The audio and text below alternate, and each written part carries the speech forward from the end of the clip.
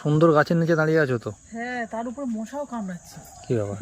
বৃষ্টি হচ্ছে তো, শীতের সময় আবার বৃষ্টি, ভাবতে পারছো মানে ওয়েদার কেমন হতে পারে? এটা কি আমরা কাশ্মীর আছি না কোথায়, শ্রীলঙ্কা আছি? ঠান্ডা তো তেমন নেই। ঠান্ডার সময় তো মেনলি তুমি টুপি পরে আছো, ঠান্ডা তো তেমন নেই, তেমন না থাকলেও আছে তো। বৃষ্টি এসে ঠান্ডাটা গুলিয়ে দিয়েছে। হ্যাঁ, আর এই গাছটা শুধু দেখাই একটু বন্ধুদের, একদম দারুণ ফাটাফাটি। পাতাগুলো এই গাছটা দেখলাম আমার ভীষণ পছন্দ, কালার এবং ছাতার মতো গাছটা হয়ে আছে পুরো। একদম। আমাদের এখানে একটা জেটি ঘাট থাকলে, মানে জেটি ঘাট নয়, ঘাট থাকলে, ঘাট থাকলে নদীর পাড়ে বাড়ি বলে জেটি ঘাট খুঁজছে, পুকুর ঘাটে জেটি ঘাট খুঁজছে। একদম। তো এই বৃষ্টি ওয়েদারে আমরা মানে আমার ভিল স্টোরিতে রান্না করছি, তার উপরে এখন একটু ঘোরাঘুরি করছি।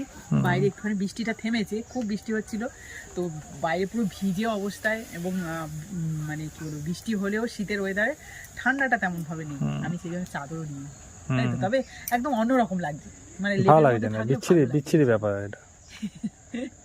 তো তোমরা কে কি করছো কমেন্টে জানাও।